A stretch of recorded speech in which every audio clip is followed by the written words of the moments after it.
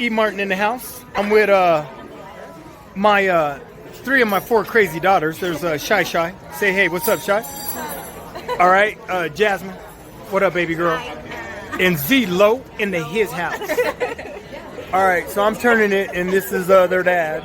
I don't know how this is gonna work out, but anyway, we are at the Cheesecake Factory, putting it in, and I don't get to hang out with these sisters too often because they all grown now, and they don't like hanging out with me like they did when they was little. That is not the So that is not the reason. That's not the reason. Do not be lying to the internet like that. Y'all ain't grown. Well, we Not are true. grown, but not too Y'all- grown for you. Not too grown for your dad. All right, well, that makes me feel better. All right, we gonna put it away though, ladies? We gonna put it in? All right. I love you all, and I just wanted to holler at you. Peace. Good morning, Millennials and Gen Z. This is Ephraim B. Martin. I am the father of 4 adult daughters, 36, 30, 27, and 24. Welcome to another live stream, Sharing My Wisdom podcast with Uncle E. All Millennials and Gen Z are welcome. Hope you guys are doing good. This is another live stream this week. And Millennials and Gen Z, we're going to be talking and discussing, and I'm going to share videos with you and some additional resources with you about protecting your peace. Right? Let me repeat that. Millennials and Gen Z, protecting your peace. Now, here at Sharing My Wisdom podcast with Uncle E, I'm the coolest uncle on the internet. If you didn't know, now you know. And I'm going to be sharing with you my wisdom. I want to bring educational information through instruction to you up front and up personal. I want to address what's going on in your world because I believe with all the madness that's going on in the world, your peace, Millennials and Gen Z, is very, very important. And many of you don't know how to protect your peace. So I just want to give you a little bit of wisdom and share my wisdom with you on how I believe you can protect your peace and, make sure that when your peace is protected, you're going to be healthier mentally, spiritually, physically, and emotionally, right? For all my Spanish speakers, bienvenidos. Aquí, ¿qué pasó? ¿Cómo te sientes hoy? Gracias. Appreciate you. So, excuse me. Ooh, excuse me. A little stuffy. Yes, Millennials and Gen Z, I'd like to thank you all and appreciate you all, okay? Because my generation, Gen X, the elders need to step in and step up. My goal, one of my many goals here is to offer you younger people hope. I believe in your generations. I don't think your generations are lazy, right? And I don't like to compare our generations. Gen X, Millennials, and Gen Z. We come from 3 totally different generations. So I just want to make sure that I'm doing my part, giving back to you all and being available.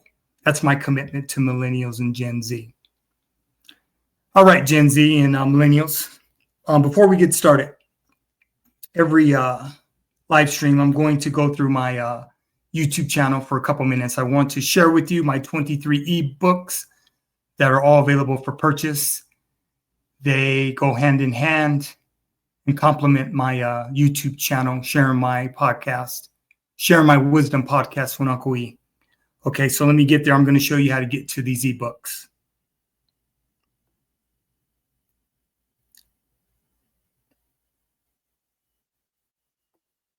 Okay. So this is Sharing My Wisdom podcast with Uncle E. This is my YouTube channel. Okay. If you go to and you click on more,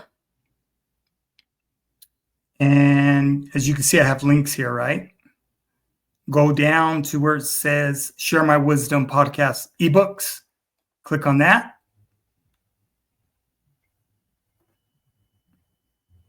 Let me make sure that it's there. Yes, it is. Okay. These are my ebooks. Okay. I've written 23 ebooks. 22 of my ebooks I sell for $7 a piece. The 2030 book is Daddy's Girls, a Father's How-To in Building Lifelong Relationships with Our Daughters. It's $15 ebook. And the reason it's a $15 ebook is because I'm a self-published author. It's an actual self-published book through Amazon.com. And that's available as well. So I decided to sell it in an ebook because a lot of people prefer ebooks and not a hard copy or soft copy. So I'm giving you your choice, right? So I sell each one of my ebooks, as you can see. Let's click on this one here. This one is called Skill Set, Controlling Your Economics. That's me, Uncle E, Sharing My Wisdom podcast.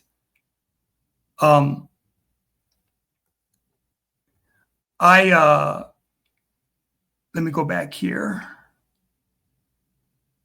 Let me get through these. Hold on one second, Millennials and Gen Z. These are all the ebooks. Let me get to the very beginning.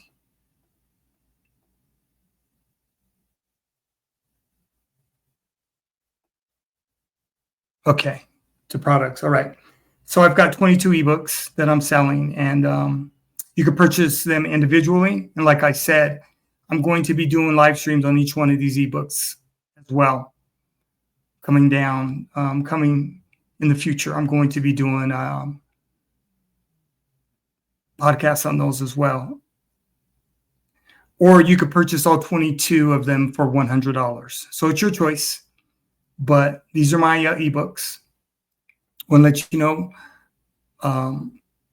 put a lot of time, put a lot of work into them, and it'll make a lot more sense if you purchase them. And I share them in conjunction, like I said, with my podcast, Sharing My Wisdom podcast with Uncle E. So welcome, Millennials and Gen Z. And I want to go ahead and get started with the video that I'm going to share with you. Let me see. I believe it's 16 minutes. And I made this video from the education that I received from my TikTok. TikTok to me is a wealth of education. It's a library of education as far as I'm concerned, because young people, you go on there and you share your lives with the world. And I'm not mad at you for doing it. So I just believe in sharing the information that you're sharing with the world and putting it together and coming up with some solutions. Share My Wisdom podcast with Uncle E is all about solutions. And that's what we do here. That's how I get down. And that's what I'm interested in. I don't want anything from you, Millennials or Gen Z. I don't need anything from you. But I do believe that I could help you understand the why, as to why things are going on and how things happen, okay? So let's jump on this 16-minute video. All right, let me get it set up for you.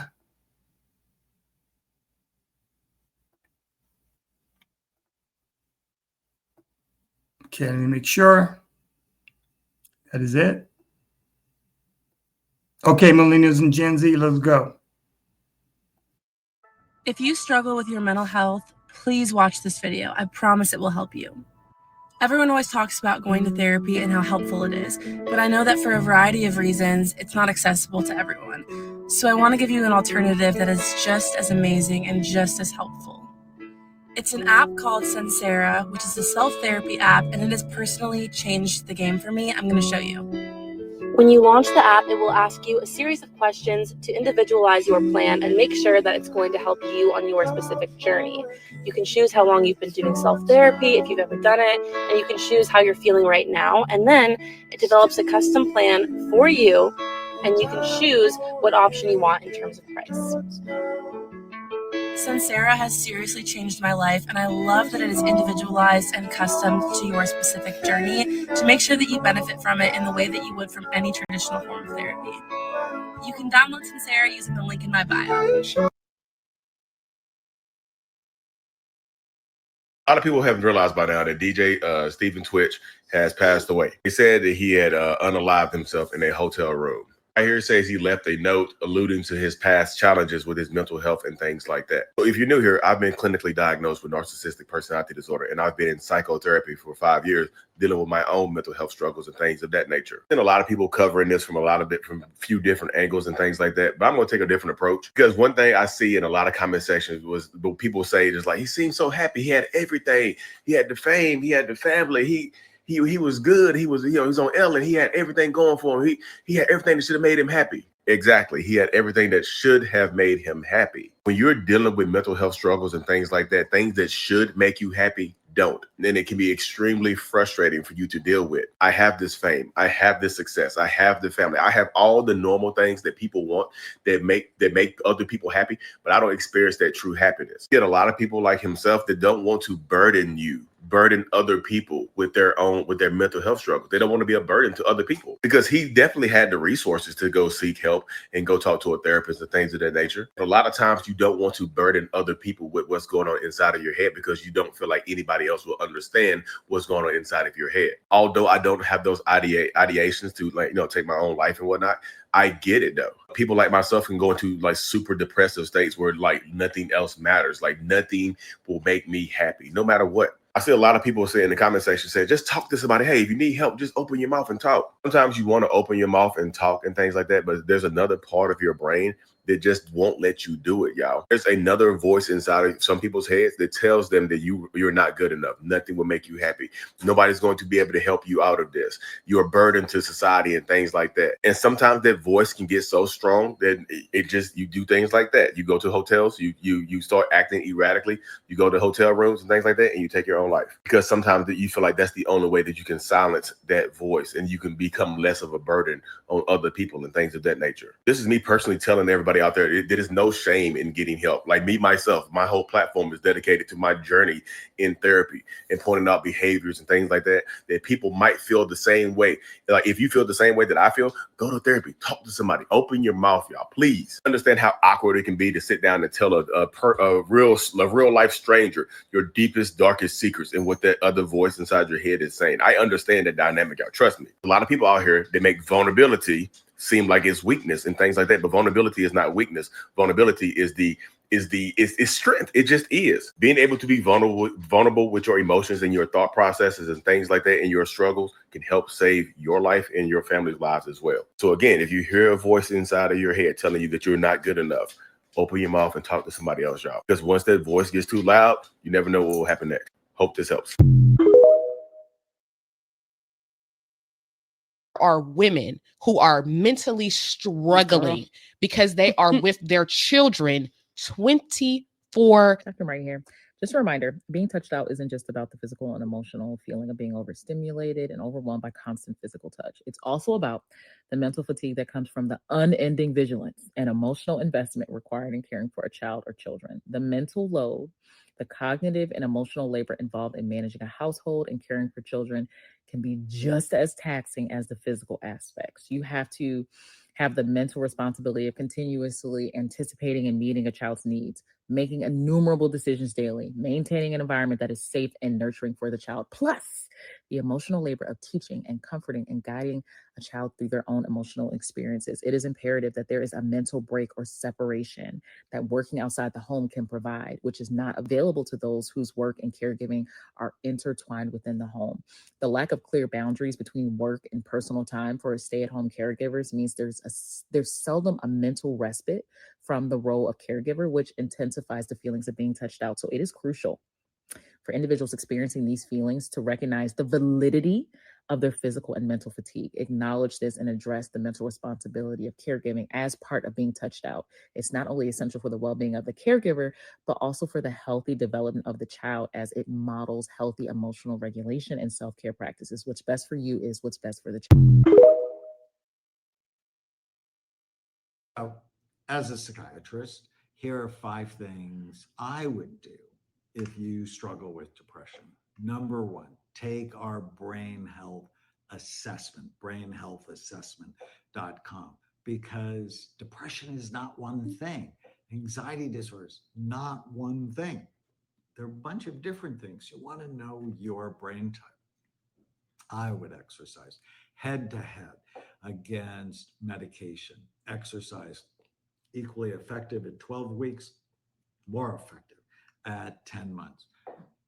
As a psychiatrist, if you're depressed, I'd check your labs. It's so important. Check your vitamin D level, your thyroid, your ferritin levels, measure of iron stores, your omega-3 fatty acids. As a psychiatrist, if I was depressed, I'd make sure I was taking omega-3 fatty acids and saffron. 24 randomized controlled trials showing saffron equally effective to antidepressants. And I've seen it effective really no matter what the depression type.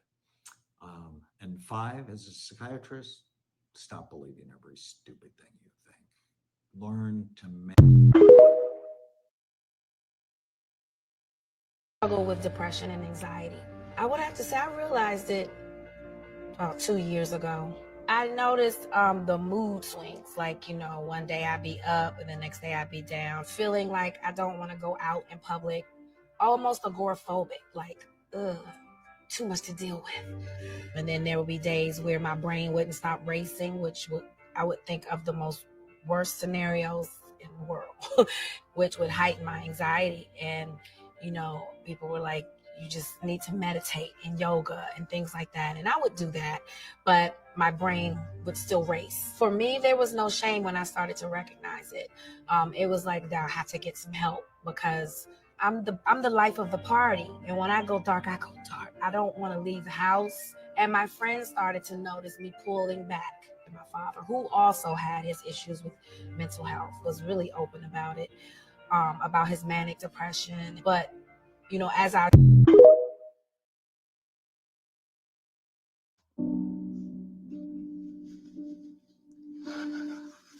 I don't tell nobody, you know, none of that stuff. Like anytime somebody asks me like, are you okay? I always say, you know, I'm good, even if I'm not. Like, I'm just kind of used to, you know, getting through stuff on my own. So how can I explain to somebody that you're never going to be perfect? You're always going to fail God, but yet you're still going to be good enough to go to heaven. That's another thing that mental health will give you. Zero motivation to do anything. Zero motivation to have a shave, zero to brush your teeth, even have a shower, nothing. I got back that night and my wife thought I was drunk.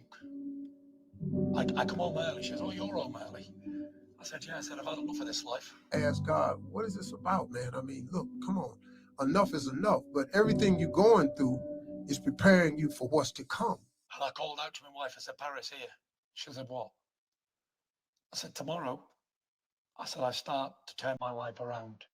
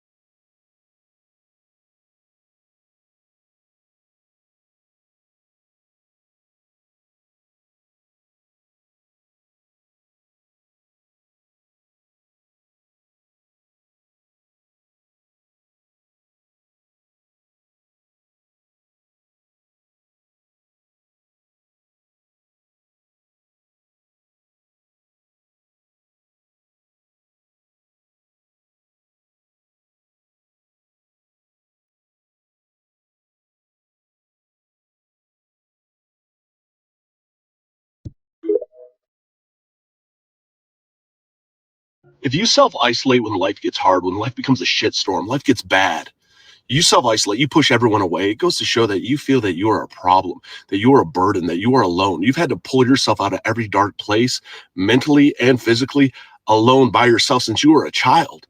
And that's a fight and that's a struggle. You've gotten to the point that you literally think that asking for help is weakness, that there's something wrong with you. You don't think that anyone can even be there for you, that nobody can help you. We don't realize sometimes and validate sometimes that it's nice to have a friend. It's nice not to be alone sometimes. We don't have to be alone through everything we go through. To have a friend that just sits next to you in the dark until the light comes is huge. But yet we will push those people away because that's not how it's supposed to be. And we don't want to be the problem. We're supposed to be the solution. We're supposed to be the strong person. We're supposed to be the strongest. We're supposed to be able to do this by ourselves. Shows how much trauma you have. That's a lot of unhealed childhood trauma right there. That's a lot of that unhealed just challenges that you've been through, man. And nobody can set you up for that. Nobody can prepare you for that. But therapy can help. Talking can help. Sharing can help. Validating your feelings can help. And working through it can help. Don't forget that you matter, that you're amazing, that you're wonderful, that you're beautiful, that you're smart, that you didn't come this far to only come this far. That you truly are strong to have made it through everything that life has thrown at you. And sometimes we have to go look in the mirror, remind ourselves that we're a badass motherfucker. You made it through 100% of your worst days, make it through to today, and you didn't come this far to only come this far. I am proud of you. Don't give up. Because what you're going through, it will get better, and you are worth it.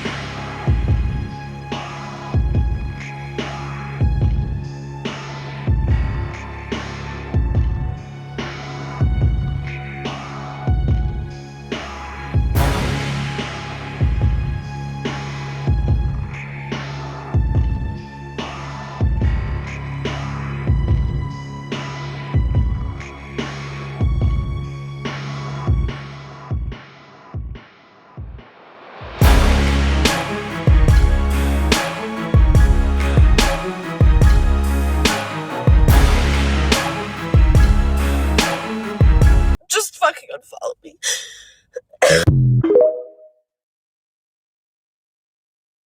Most people spend the majority of their lives in what we would call hypervigilance, meaning they are in a fight, flight, freeze, or appease stance. They are bracing for the next messed up thing that's happening. Our bodies are not designed to be watching the news and finding out that another person got shot or killed. We're taking in all this stimulus. We're scrolling through social media and we're seeing death and destruction and lack and limitation. We're going into a world where there's traffic and horns and sounds. I got to figure out my money game, and the relationship is causing me stress. If I'm doing that 20 times a day, I'm probably not anywhere close to available to the parts of me that would bring forth my Einstein or my Beethoven or my Bob Marley. And so we say it all the time, the fruit doesn't belong to the tree, the fruit belongs to the ecosystem. But if the tree is malnourished, if the tree's soil is not being watered and taken care of, then the fruit it's going to bear will not be of quality. So our job before we get to anything is to make sure our soil is being tended to. And said another way, if you're living in a state of survival and stress, you're creating from a state of survival and stress. You're attracting from a state of survival and stress. And this is what most people don't get, right? Like a lot of people, they do manifestation and law of attraction work and they're like, I don't get it. I'm doing everything right. Why am I not getting the thing? It's, well, your 80% of your vibration is off. It's survival. So you could be saying all the right things. I'm powerful. I am abundant. I am worthy of receiving love. But your body's like, no, survival. This is not going to work. We don't feel enough yet. We must get more money, more recognition, more. The chase for more is a symptom of hypervigilance. And how many people do we know are living in that state of never enough?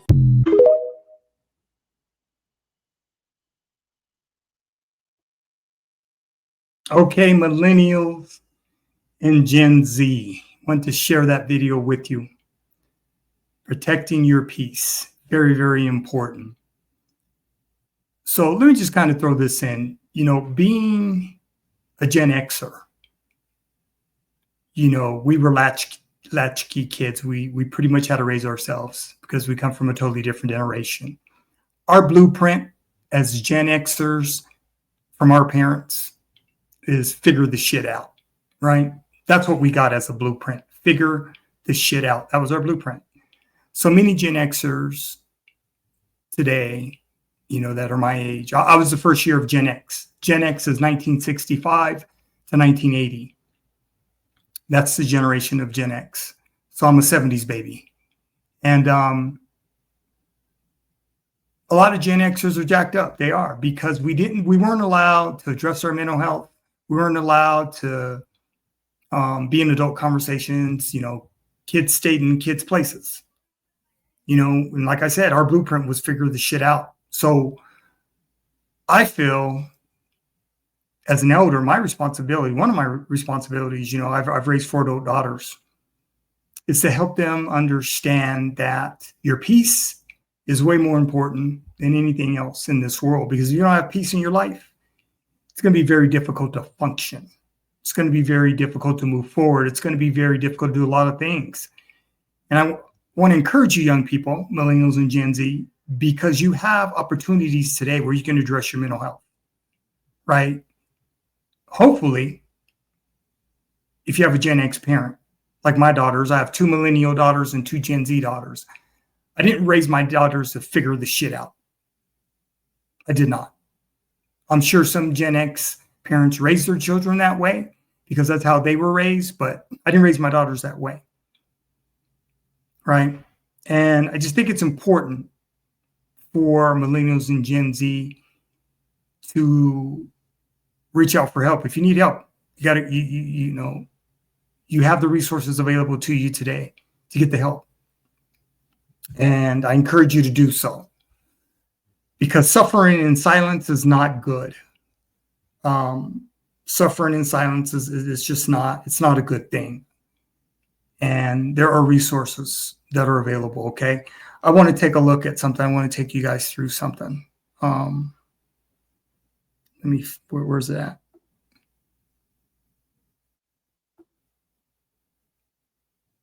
This here, I came across this. I do a lot of research on the internet. And when I do my research, when I come across, good articles and research studies, I'm going to share them with you. And this particular article of research, I thought was very fascinating, very, very good, very, very well written and solutions based, because I'm all about solutions on Sharing My Wisdom podcast with Uncle E. So I pulled it up. Let me share it with you. I just want to go through it with you guys. Okay, protect your peace, effective strategies for inner calm. In today's fast-paced world, finding ways to protect your peace and maintain mental and emotional well-being is crucial. To become better equipped to handle life's challenges, I have found it helpful to focus on self-awareness and self-care. To protect your peace is taking deliberate actions and adopting a mindset that helps you maintain a sense of calm, balance, and emotional well-being in the face of external stressors. and challenges. It requires self-awareness, practice, and adaptability to different life circumstances. With constant exposure to stress, negativity, and overwhelming amount of information, safeguarding our minds and spirits from adverse influences is essential. Okay? So what is protecting your peace? Protecting your peace is the ongoing process of creating a healthy inner environment for spiritual well-being, which involves learning how to say no, setting boundaries, cultivating gratitude. It's about making choices that prioritize your emotional well-being and reduce stress, ultimately leading to a more balanced and peaceful life. And here are some examples, right? Recognizing stress and negativity. Okay? Other signs of burnout to look for may include physical exhaustion, decreased performance, negativity, withdrawal, loss of interest, changes in sleep patterns, difficulty concentrating, feeling overwhelmed, neglecting self-care. Role of physical well-being. As a key component of protecting your peace, emphasize the importance of maintaining your physical well-being. Doing so helps boost energies and overall mood, making it easier to cope with stress and maintain a sense of calm. Healthy boundaries. It's crucial to set healthy boundaries to protect your peace and maintain balance in life. Healthy boundaries define appropriate behavior in relationships, keeping both parties safe and ensuring mutual respect. Setting clear boundaries can prevent getting entangled in situations that may cause frustration, resentment, or discomfort. Social media and news. This is big. Social media and news can be both a source of connection and stress.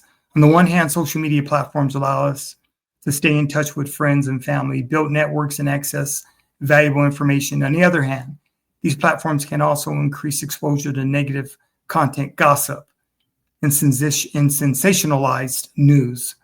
Some helpful ways to protect your peace from social media and news can include, this is big, Millennials and Gen Z. Set boundaries, number one. Number two, create your follow list. Number three, fact check. Okay? And number four, take a break from social media. It's good to take a break from social media. Okay? Managing relationships. As we go through life, we interact with various people, including friends, family, and sometimes even toxic relationships. To protect your peace, it is crucial to manage these relationships effectively by, number one, setting boundaries. Very important, set boundaries. Learning to say no. Huge. I have no problem saying no. Recognizing a toxic relationship. Practicing self-care, number four. And number five, nurturing positive relationships. Inner peace techniques. To cultivate inner peace, several techniques can help maintain serenity and tranquility in daily life. Blending these practices and employing them consistently may help establish and maintain a sense of inner peace that permeates into daily life. First thing you could do is meditation. Second thing is mindfulness. Being mindful means paying attention to the present moment without judgment. Journaling is also good. That's number three. Number four, solitude. Dedicate time to be alone and reflect on experiences, thoughts, and emotions. Yoga is also recognized as inner peace technique. So you have role of environment. The environment plays a significant role in achieving serenity and well-being. Your environment can either support or hinder your ability to achieve and maintain serenity. Nature is like a haven in that it provides an escape from the chaos of daily life. Natural settings present the opportunity to rejuvenate both mentally and physically. Decluttering.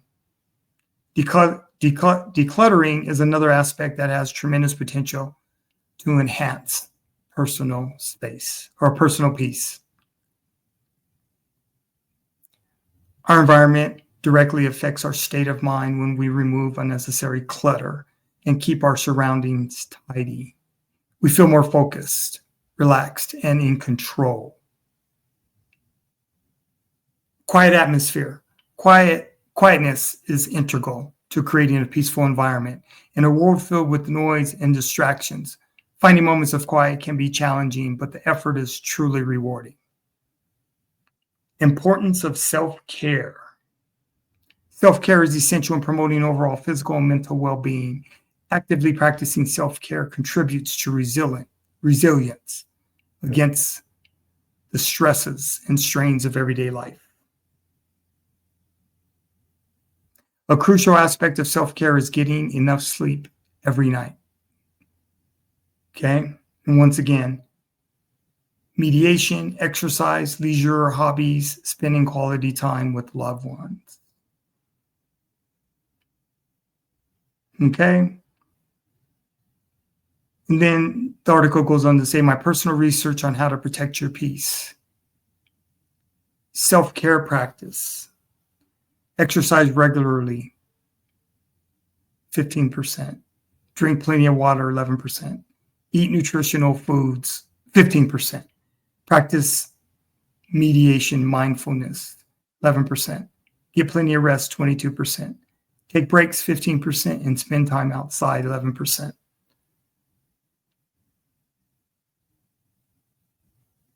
So the key points: recognize sources of stress and negativity to maintain mental and emotional well-being. Balance external influences by setting healthy boundaries and managing relationships. Prioritize self-care and inner peace techniques to cultivate a resilient, harmonious life. Related insights. How can I maintain inner peace? To maintain inner peace, practice mindfulness through mediation, breathing exercises, or yoga. What are some strategies for dealing with negative influence? Some strategies for dealing with negative influences may be to recognize and distance yourself from toxic people and situations. How can spirituality help in finding inner calm? Spirituality can help find inner calm by providing a sense of purpose, community, and connection with something greater than oneself. How can I manage stress and difficult relationships? To manage stress and difficult relationships, focus on setting boundaries and practicing assertiveness. It's essential to remember that you are not responsible for others' emotions or actions and to prioritize your own well-being. What rituals promote emotional well-being? Rituals that promote emotional well-being can include regular exercise, practicing gratitude, journaling, and connecting with nature.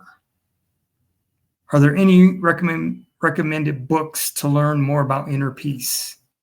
There are numerous books available to explore the topic of inner peace. These books offer insight, guidance, and practice tools for cultivating inner peace and more fulfilling life. Some recommendations include The Power of Now by Eckhart Tolle, Peace is Every Step by Thich Nhat Hanh, The Four Arguments by Don Miguel Ruiz, The Untethered Soul by Michael A. Singer, Mediations by Marcus Aurelius. All right, Gen Z, Millennials, Gen Z, there you go. Another live stream. I appreciate you guys. I really do. I wanted to share this and want to encourage you to protect your peace at all costs.